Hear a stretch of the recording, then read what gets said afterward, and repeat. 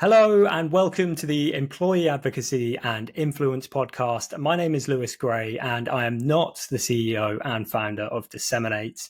And I have to mention that because, to be totally transparent, this isn't the first time I've had to record this introduction. If you're a regular listener to the show, you'll know that my colleague and frankly my boss, Bradley Keenan, is the CEO and founder of DSMN8, and he usually does the introductions. But because I've listened to the podcast so many times, my brain just snapped into podcast mode and instinctively I started saying his job title. So this is about the third time that we've had to do this. And Bradley, I know you're going to be listening to this, so I'm not gunning for your position or your status, though I wouldn't mind the status. But again, if you're a regular listener, you'll know that Bradley's usually the one to accidentally dish out promotions live on the show. So the reason Bradley couldn't be with us today is because he's slightly under the weather. He is making a swift recovery, but we were due to record a podcast episode today and we spoke about postponing. The reason we haven't is because there's somebody that I've wanted to get on the podcast for the longest time, pretty much since we started the podcast. And with the episode that we had lined up, I thought with Bradley not being able to make it, today might be the perfect chance to get this person onto the show. So I messaged him this morning. So right off the bat, Elliot, I wanted to say you're an absolute trooper for doing this last minute, because I messaged Elliot this morning and he agreed to jump on the podcast. So with zero preparation and no experience of going on to podcasts, he's agreed to do it. So Elliot, I'll hand over to you so that you can introduce yourself. Very kind. Pleased to be here. Big shoes to fill when it comes to replacing an ill Bradley on the podcast. But my name's Elliot. I'm the Director of Customer Success at DSMN8. I've been with the business for about 6 years. I predate Lewis by about a year, ballpark. Part of the reason that he joined the business was because I said it was a really casual place to work and he jumped straight in. But with that, I've been in the customer success world of DSMN8 for 6 years and launched hundreds of advocacy programs over my time. I've seen the good, I've seen the not so good, I've seen all of the pitfalls that clients can fall into when launching programs. I've seen all of the amazing things and results that people have got out of the back of all of this as well. So really pleased to be here and just to be able to kind of chat about all of this with Lewis like I do normally. No, this is perfect. And you've summed it all up perfectly there. Anytime I want an idea for a piece of content, or, if I just want to have a chat about all things employee advocacy to get a bit of inspiration, internally, I always refer to Elliot as a gold mine, just because I can chat to him for 10 minutes and come away with 10 content ideas or 10 pain points that might be worth talking about. So I'm super excited to have you on today, Elliot. Really do appreciate you jumping on last minute. And with the premise of the episode today, it couldn't be more timely. So we'll get into the episode in just a few moments' time.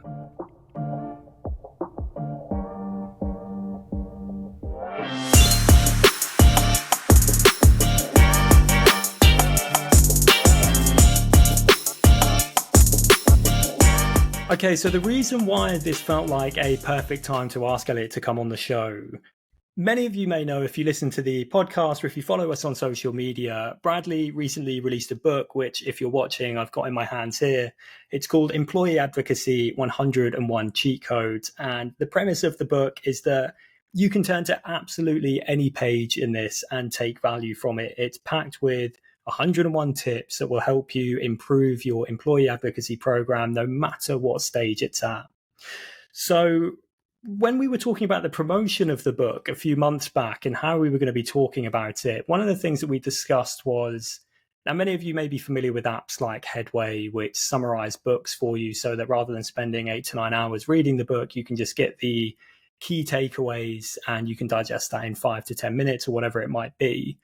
And we spoke about doing that for Bradley's book, but then we decided against it because it goes against the premise of the book. There is no summary. There's no real key takeaways. The key takeaway is every page. Like Brad's promises, there's value on every page in this book. So we decided against it. But then when we were talking about how we were going to talk about it on the podcast, one of the things that I thought of was getting Brad's top 10 was the original idea, tips from the book. So if you could only do 10 of these things, what would he say would be the absolute essentials? And then I thought this morning when Bradley said that he wasn't going to be up to doing the podcast, who better to pick well, originally I think we said top 10. I think last time we spoke, Elliot, you had it down to about 30. Who better to pick, 10 to 30 tips that he considers to be absolutely essential than Elliot?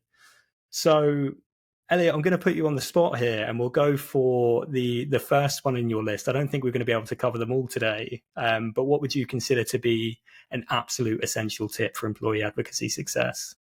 Sure. I think this is one that's been spoken about on the podcast probably quite a few times, but my number one tip for pretty much anyone looking to get into the world of advocacy is get the fundamentals in place, the culture and the content at the company that you're working for. We've spoken about these, you and I, plenty of times. It's been mentioned on the podcast, but without a good company culture in which people are encouraged to share, want to share company content, it's really, really hard to get advocacy moving. It's an uphill battle, essentially. If people don't like the company that they work for, they're not bought into the idea or the company mission, it just gets so difficult to actually achieve anything. And the same thing goes for the content. If you don't have any content, you've got nothing for people to share. You've got nothing for people to really talk about. And that's a ranging scale. Those are, dramatic examples of people not liking the company they work for or the company having no content. But if you have a company culture where people are really, really unsure, your social media policy is 20 years old and says don't use social media, these are all things that you really need to get in place before you start advocacy. It gets really, really difficult to keep moving forward and keep progressing the idea of advocacy. You can't just throw technology at it and it solves the problem. You need to have those fundamentals in place. From a culture perspective, I think the biggest challenge is often just identifying that. Do you have a culture that will actually encourage employee advocacy? From our perspective, from our side of things, we look at Glassdoor reviews as a really easy way, just from a sales process, just to understand what's a company like. Are people kind of bought into it? If they have a half-star Glassdoor review, it becomes really, really difficult to kind of justify advocacy. People aren't bought in. What are you going to get them to share? What are they going to get off the back of it, essentially? So you mentioned the Glassdoor thing there, which I know you and I have spoken about in the past. Obviously, your company culture isn't something that you're going to be able to change overnight if you want to leverage employee advocacy within your organization. But would it be Glassdoor, or do you have other tips that you offer organizations to get an assessment or just a reading of their company culture? Yeah, it's a good question. It's hard to get there's not a pure accurate metric. I think it would be unfair to claim there is, but you can get a really good sense just by who's using social media at the business. Just looking on LinkedIn and going and understanding, is the CMO of this business posting on LinkedIn? Is the head of sales active? Are they connected to lots of people on LinkedIn? Those are really obvious indicators from my perspective. If somebody's head of sales has 5 connections on LinkedIn and no profile picture, they're probably not that bought into the idea of social selling, into the idea of kind of advocacy as a whole. So it starts to become harder because, as we know, and will be mentioned probably later on, but coming from a top-down perspective, leading from the front as a kind of senior leader, those things start to become really, really important. If it's not important to the people at the top of the business, how's it going to be important to everybody else within the business? So those are really good sense checks. Even just looking at how many people in the business have posted onto LinkedIn in the last 30 days. You know this as well as I do, but things like that to understand what percentage of an employee base is actually posting regularly start to become really, really obvious indicators. If less than 2% of a business hasn't shared content onto LinkedIn, the question starts to become, what is the reason for that? Is that a lack of content? Is that a lack of interest, education? Are people scared? There's so many elements that can kind of cause that. But That's what you really need to get to the bottom of. What is stopping people from doing this? Yeah, it's almost like, is there, when we think of company culture, we think of whether or not, employees are engaged and happy working where they work. But then also, I suppose what you've described is almost like, is there a culture for sharing? Are Yeah, people currently active on social? Would you say that the two are kind of intertwined, or do you think those are separate things? I think the whole aspect of it is intertwined as a whole thing. So if you're as a company creating lots of content and people are sharing it, you're in a really great place. You've got that full circle, essentially. That's a big green flag from my perspective. If you have one or the other, doesn't necessarily make it good or bad. It's just about finding out what the kind of scope for this is in the business. Is there value for you as a business in doing it? But also, are people going to uptake on it? What challenges might you face going kind of down the road? 100%. Yeah, and I definitely think I know from our conversations, there's obviously things that you can do if you've decided to launch an employee advocacy program and you realize there isn't a social media slash sharing culture within the business. There's definitely things you can do to change it. But like you said, it's about identifying that before you get started and making those changes so that you can put the foundations in place before you launch your program. From a content perspective, I'm curious to know, because we often say, and I think I said this on the most recent episode of the podcast, about utilizing third-party content. So you said about, do you have enough content for your employees to share? If you've got hundreds of employees, is it enough to just produce one blog post per week? Probably not, because there's not enough content to go around. And I'm a big advocate of third-party content. I use it quite a lot myself. So when I'm curating content for the rest of our team to share, I'll often pull in third-party content that I think is going to be relevant to their audiences. That's one way of doing it. But again, Elliot, that's why I wanted to get you on today, is to pick your brains about these things. So what do you consider to be a fix for that? Or is there even a fix? If you've not got any content, it's a difficult fix to find, but there are solutions out there. I mean, this comes on to one of the other topics that I think is really important. So this is potentially a nice segue into what I would consider topic 2. And with that, it's keeping content varied. So we have 3 types of content that we generally consider getting added to an advocacy program. You have employee-centric content. That's your employer brand content, company culture content. It's away days, it's senior appointments, it's all of that stuff that really develops the employer brand as a whole for the business, raises that brand awareness.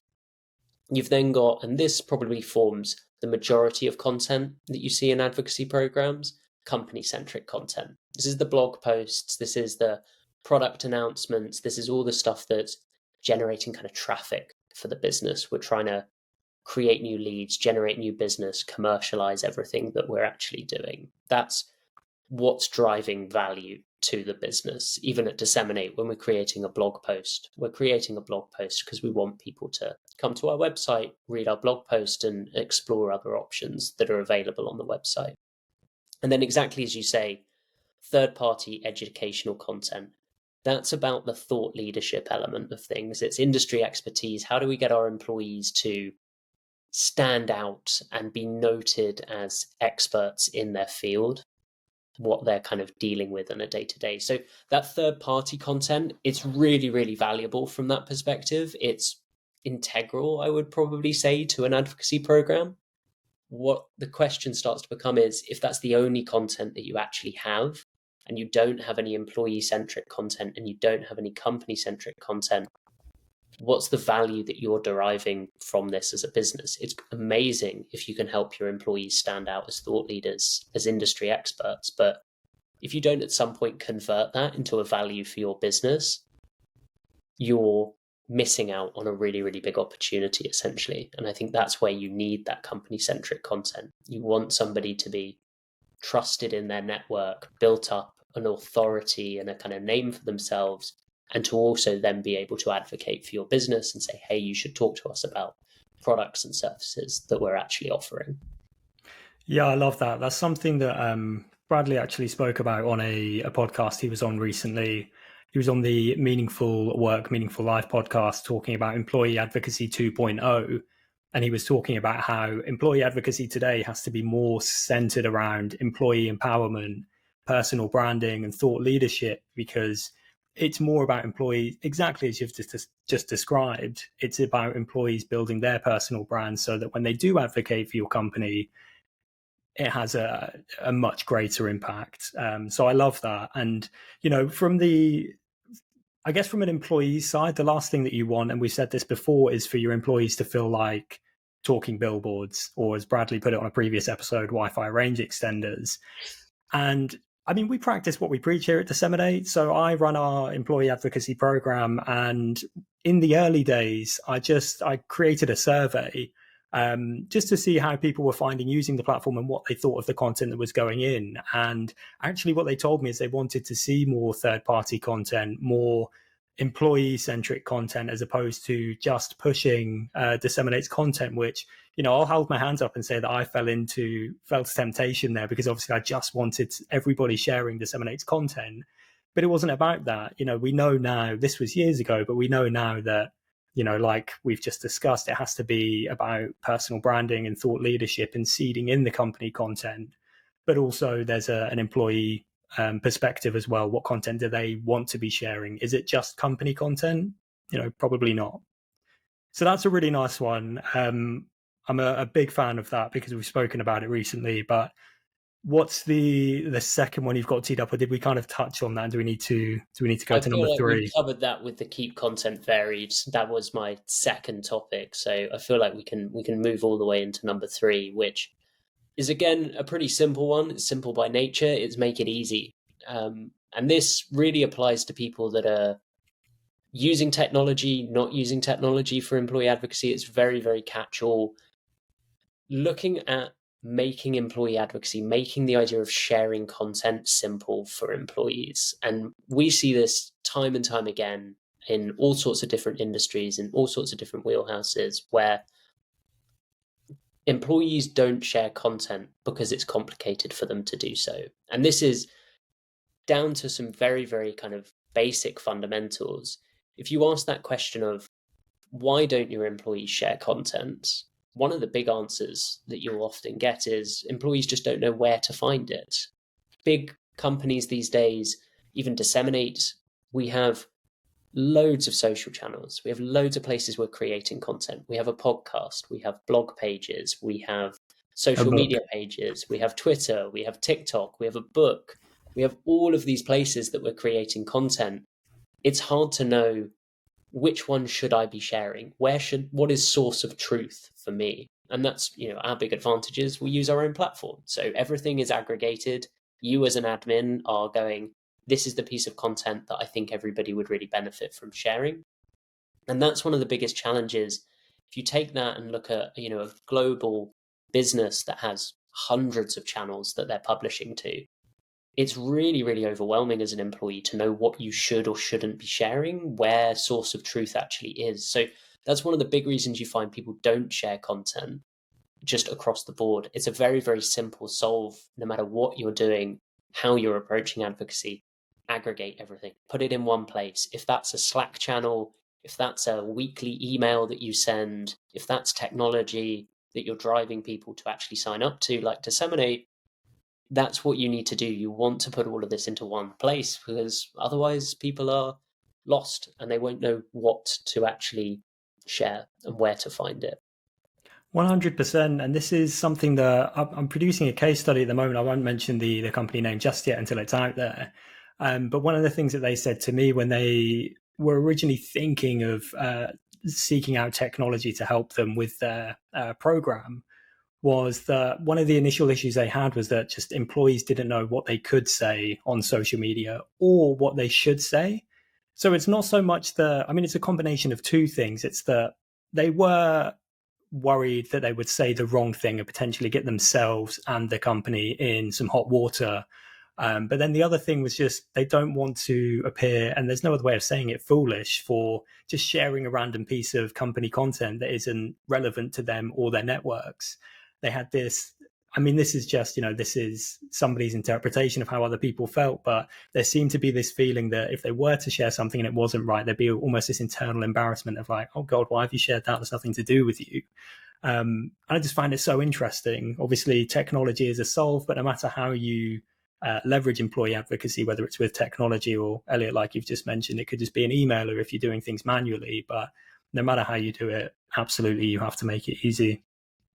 And I think on top of that as well, what you find is there's the other end of things where people make it too complicated, where you need to jump through loads and loads of hoops before you can share content. You need to do a 3-hour social media training course. You need to tick all the boxes. You need to do the quiz first. You need to make sure you've proofread the 19 hashtags that are used across the business.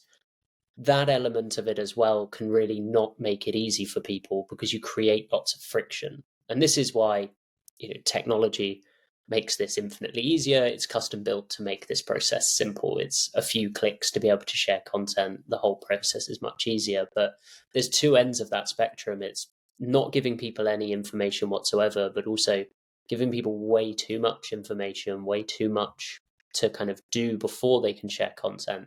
That again can just massively hamper employees because there's only so much time in a day and there's only so much people are willing to do when it's beyond their kind of normal job role. So finding something that makes it easy, it's a 5-minute task, they can come in, share content, that's great. If it's a 4-hour webinar series that needs to be completed before you even get access to the content, you're in a trickier situation.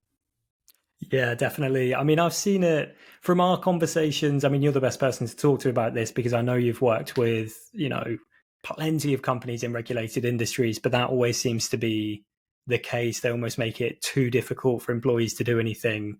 Like you said, you have to almost go on like the speed awareness course equivalent of social media before you can actually do anything. And it's like, well, why would I do that? That, the employee doesn't necessarily know that it's going to benefit them at that point. So why would they go out of their way to do that? So yeah, I don't know, maybe you can build on that, Elliot, but I think regulated industries especially have been notorious, or companies in those industries have been notorious for making it difficult because they feel they have to.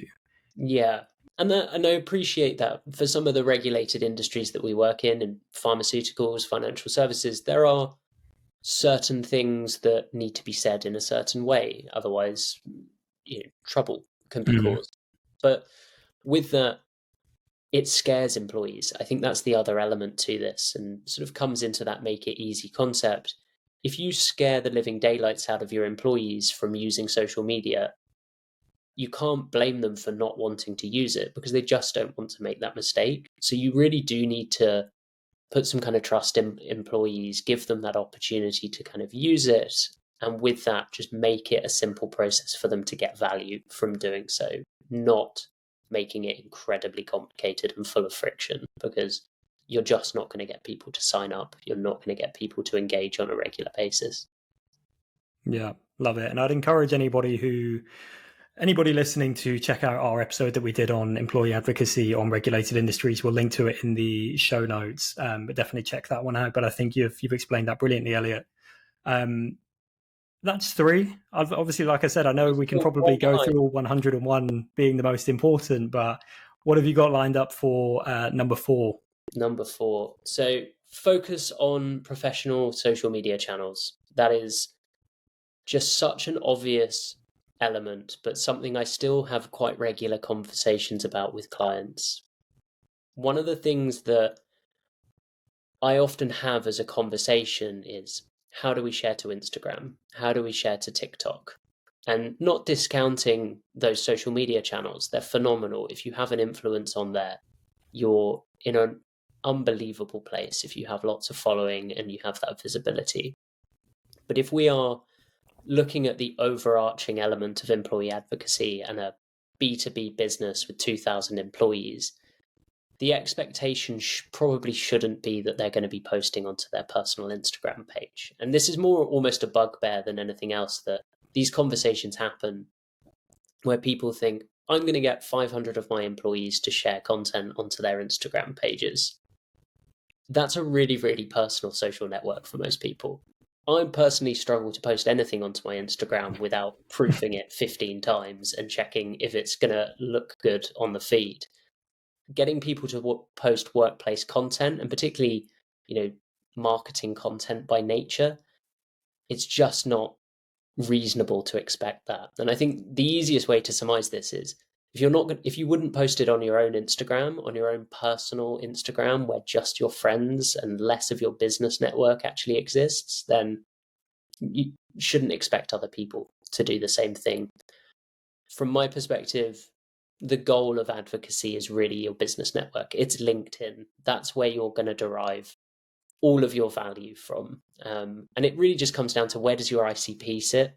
The people that you're actually trying to converse with, you're trying to communicate with, are they spending hours and hours on TikTok looking for B2B consultants or anything along those lines? Probably not. They're going to be spending their time on LinkedIn. That's where your business network is. That's where the value is going to really be coming from. And that's just something that I think is really, really important for people to understand from the outset. This isn't just another marketing channel, another kind of place that you get to tack on and say, hey, we'll just get 1,000 employees to post onto Instagram today. It's not going to happen, and you can't expect it to happen. You're giving people an opportunity to post and build a professional brand more than anything else. Yeah, definitely. I mean, it's something else to consider, and you've kind of explained this. This might just be a rephrasing of it, but consider where your target audiences are. Obviously, this is going to vary depending on what industry you work in, but even for us, let's say social media managers and marketers are some people that might seek out a tool like Disseminate. They're going to be on Instagram and they will be on TikTok, but are our employees connected to them on, or do they follow them? Do they follow each other? I'm so in the world of LinkedIn, I'm saying connected all the time, but do they follow each other on those platforms? Probably not. Where are they most likely to be connected to each other? It's on LinkedIn. So if your target audience isn't there, even if you were able to get them to post to those channels, who's going to see it? Is it relevant to the people that are seeing the content? But I think what you've described should be the mantra for any content that you're curating. If you wouldn't share it yourself, don't ask your employees to share it, because I think in the back of your mind, you always know what the result's going to be. So it's a very, very nice one. I'd say, Elliot, I mean, I could talk to you for an hour on all of these topics, because your time to me, not that it's not to you, but to me is immensely valuable, because I get so many ideas off the back of it. But I think we've got time for one more. So I don't know if you want to look at your list again, or whether you've got one that you absolutely want to get in, but it's the I floor's all would yours. say the next one is probably, again, one of the most valuable ones from my perspective. And it's, everyone influences someone. And this, again, just from a customer success standpoint, from a perspective of, I'm launching a lot of advocacy programs at companies big and small. I think the worst thing you can do is shoot too low for the number of people you're trying to onboard into an advocacy program. I often have these conversations with program leaders, people that are going to be running this kind of advocacy initiative within the business, and they can just be incredibly hyper focused on 50 people that they are aware of that are active on LinkedIn, that they want to be a part of the platform. And I think that's immensely valuable to have those kind of key people, those champions that you're really going to target. But actually, when you're scaling employee advocacy, and something I personally am a big advocate of is pushing employee advocacy at a large scale in businesses, don't be so selective over who you invite. Try and invite as many people as you physically can. Obviously, there's certain areas of the business that are going to derive more value, the commercial facing, the sales teams, marketing, HR, senior leadership. They're, incredibly obvious areas, but don't just cherry pick people out of those areas of the business. Try and invite an entire team, try and invite a whole business unit, try and invite a whole region, is what quite a lot of our clients do. It's so impactful when you can get more and more advocates on board. And I'd say the biggest reason for that, and this is for businesses big and small again, once that flywheel starts spinning, once you get 10, 20% of your workforce on a piece of software that is enabling employee advocacy, more and more people will start to join. And that's the general process, because people will see each other and they say, hey, the person I sit next to in the office, I've noticed they're really active on LinkedIn recently. Where are they getting all of this from? It starts that kind of snowball effect throughout the business. And some of my most successful clients that I've worked with over the years, they've reached that kind of saturation point where they've got the majority of the business on board because they aimed for the stars. Essentially, they onboarded loads of people at the beginning and it kept that rolling. And I think it's so easy to hamper progress if you just pick and choose 50 people. You're happy with the results of those 50 people, but you just don't know what else is out there. There's so many people at the business that can have an influence on within their network. Even if they only have 50 connections on LinkedIn, 3 of those people might be the next buyer for your business from a product or a service standpoint. You just don't know who people know. And it's really, really easy to cherry pick because you know who those people are and you can identify them. But I've seen interns in LATAM pull in thousands of LinkedIn reactions that nobody saw coming across kind of big global businesses. And I think it tells a really, really big story that you shouldn't always judge a book by its cover, I guess, seeing as we're on a book related podcast today. Bang on the money. Love the book reference. But also, I mean, just to add a case study to that, we practice what we preach. We've spoken about that already, but one example that we had of a lead coming inbound was our dev team will use our platform and they'll share our content. Every employee within Disseminate uses our platform. We had a lead come in and there's a section on the form that they filled out just to say, how did you hear about us? And people can write whatever they want. We don't offer pre-selected options. You can say whatever you want to say. And it was somebody who used to work with this particular developer at their past company, but they were in the marketing team. And they, when I spoke to this particular person within Disseminate, they said, oh yeah, I know this person. We used to work together at this company. They were friends. They just worked in different departments, but it's not just because that person's a developer, it doesn't mean they're just going to be connected to other developers.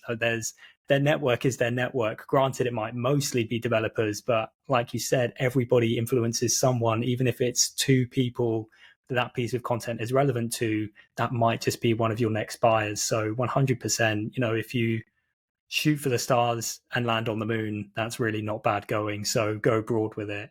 Would you say that, just one other thing I did want to ask, obviously you mentioned about communications and marketing teams being the obvious choice. We've spoken about this before, but do you think that's like a nice place to start, at least to build that momentum and get that flywheel turning? Definitely. If I had to perfectly select it, I would say the senior leadership team is the perfect starting point. They are always more challenging to onboard in the nicest way. They tend to be busier, less active on social, not so digitally inclined, I guess would be the polite way to put it. But senior leadership, sales, marketing, they are the areas of the business that have a real vested interest in advocacy, whether they know it or not. If you're part of a sales team, you want to be having conversations online. You want to be standing out from the 15 other people that are trying to sell the same product, whatever it might be. If you're in marketing, the value is pretty clear. If you're in marketing, it's that amplification. And if you're a senior leader, well, you want to stand out as a business. You want to be a thought leader for the business. You want to push the entire brand, the entire business into kind of wider visibility and notoriety, essentially. So those are the areas that I would always focus on, that commercial facing element, just because there's an immediate value. HR, everywhere else within the business, operations, however it might be, there's so many people that will still be really keen to advocate for the business. And I know you've spoken about it before, but those kind of personas of champions that you get across the business, they're going to be all over the business. They're not going to be in a particular area or a particular role.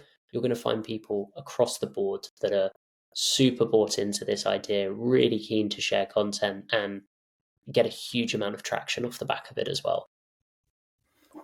That's perfect. Yeah, I feel like I could expand on that and pick your brains for hours, as I've already said, but at some point I will have to put a pin in this. We're just going to cut to a very quick break, but do stick around because we've got a very exciting bit of news to share with you all.